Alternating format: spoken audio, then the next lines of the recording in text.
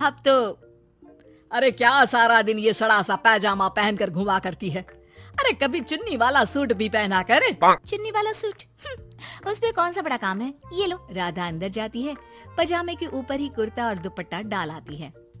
Happy सासू माँ, अब तो पैजामे से कोई दिक्कत नहीं है ना? सास राधा को देखती है। हाँ कोई दिक्कत तो नहीं, लेकिन बहू तो बहू की तरह ही अच्छी लगती है ना। अरे बिंदी लिपस्टिक लगाया कर। अगले दिन राधा पजामे के ऊपर ऊंची सी साड़ी पहनकर तैयार होकर आती है। सासू माँ, चाय ले लीजिए। अरे राधा, ये क्या झोकर बनी हुई है? अरे साड़ी के नीचे से पजामा दिख रहा है। अरे तो कोई बात नहीं है ना सासू माँ, आप ही को तो बहू ऐसी चाहिए थी ना, बहू जैसी। अब मैं क्या करती? तभी वहाँ श्याम आ जाता है। अरे राधा, माँ के कहने का मतलब है कि साड़ी मतलब सिर्फ साड़ी। आप भी ना पागल हो गए हैं क्या? सिर्फ साड़ी तो सत्यम शिवम सुंदरम की जिन्नत अमान ने पहनी थी। अरे लोग देखते तो थे जी भर भर के, लेकिन आंखें बंद करके। कैसी बातें कर रहे हैं आप? अरे मोहल्ले वाले क्या कहेंगे ना? अरे बस बस श्याम, तू चुप हो जा। ये औरतों के बीच में मत बोला कर।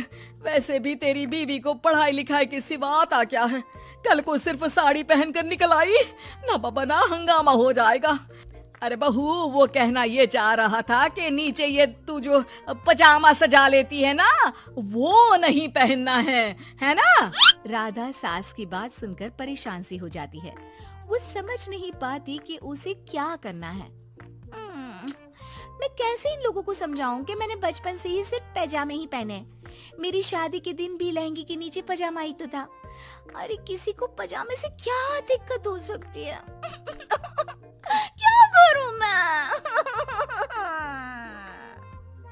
राधा रोने लगती है, जिसे उसका पति देख लेता है।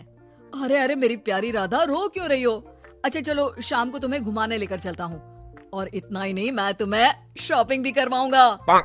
राधा ये सुनकर खुश हो जाती है।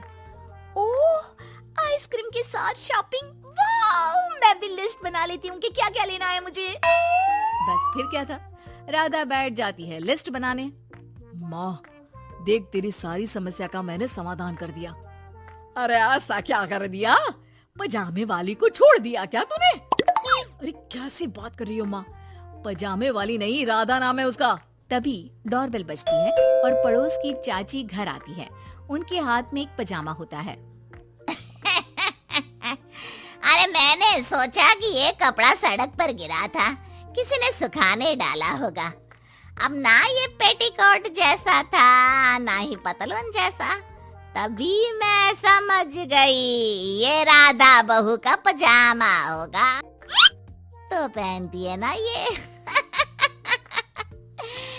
अरे चाहे पार्टी वेयर हो या फिर घर का कपड़ा, तुम्हारे बेटे की शादी के एल्बम देख रही थी, बहू ने तो लहंगे के नीचे भी पजामा पहना था।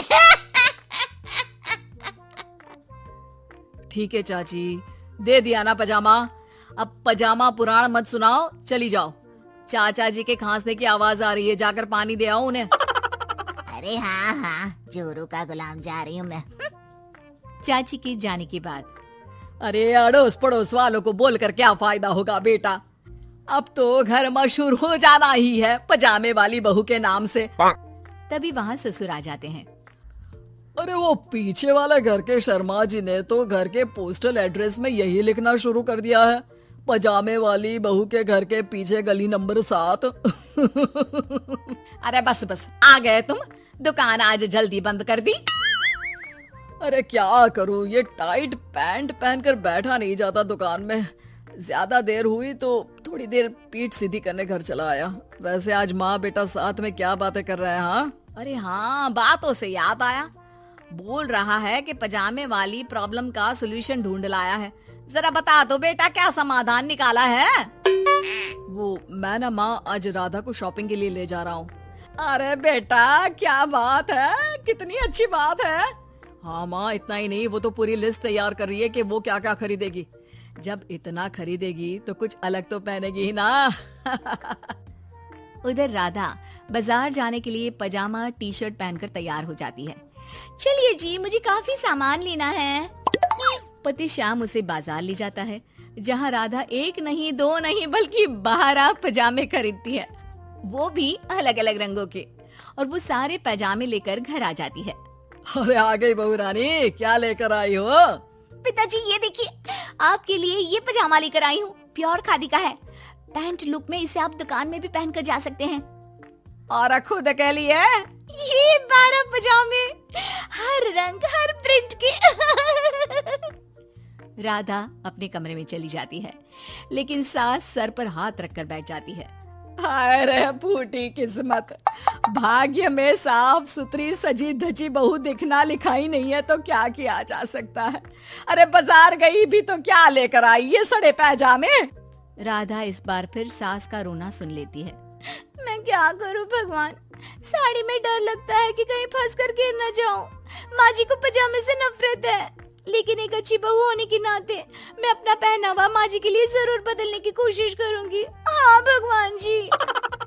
अगले दिन राधा बिना पजामे वाली साड़ी पहनकर सास के पास खड़ी हो जाती है। हाय रे, सूरज आज कहाँ से निकला है? अरे राधा बहू ने साड़ी पहनी है, वो भी पजामे के बिना। अरे वाह वाह बहू, तू तो राजकुमारी लग रही है। अरे लेकिन एक जगह खड़ी क्यों है? वो माँ जी इसलिए कि मैं गिर सकती हूँ। अरे हाँ जी, हमने तो 4 तल्ले के मकान को एक कर रखा था, ऊपर नीचे सारा घर संभाला था, वो भी साड़ी में। अरे कैसे गिरेगी तू, मैं भी तो देखती हूँ। जा छत से कपड़े लेकर आ। नाना माँ जी मुझसे नहीं होगा, मैं गिर जाऊंगी साड़ी में फंसकर। लेकिन सास नहीं मानती और राधा को साड़ी पहनकर छत पर जाना पड़ता है। लेकिन जैसे ही वो सारे सूखे कपड़े लेकर उतर रही होती है तो सीढ़ियों से गिर जाती है। फिर क्या? ओह, इनको काफी गहरी चोट आई है, लगता नहीं कि। नहीं डॉक्टर साहब, ऐसा मत बोलिए। अरे सारी गलती मेरी है डॉक्टर साहब, मेरी बहू को बचा लीजिए। अरे हाँ, वो बच जाएंगी, लेकिन चोट भरने में देर लगेगी। धीरे धीरे राधा ठीक हो जाती है और एक दिन जब पहली बार वो ठीक होकर कमरे से बाहर निकलती है तो देखती है कि सास ससुर पति सब पैजामे पहनकर खड़े होते हैं। देखा बहू, कैसा लग रहा है ये पैजामा? वैसे बहू सही में ये बड़ा कंफर्टेबल है। हाँ, अरे अब तो इसे पहनकर मैं इतने आराम से दुकान में बैठता हूँ कि कितने ही ग्राहक क्यों ना आ जाए, फटाफट काम होता है। मुझे माफ कर दीजिए माँ जी, मैं साड़ी पहनने की पूरी कोशिश करूंगी। अरे नहीं बहू, मुझे माफ कर दे, तूने घर के लिए मेरे लिए बहुत त्याग किया। बेटा इंसान पहनावे से नहीं बल्कि अपने कुशल व्यवहार से सबका प्यार पाता है। हमें तो अब बस पजामे वाली ही बहू चाहिए।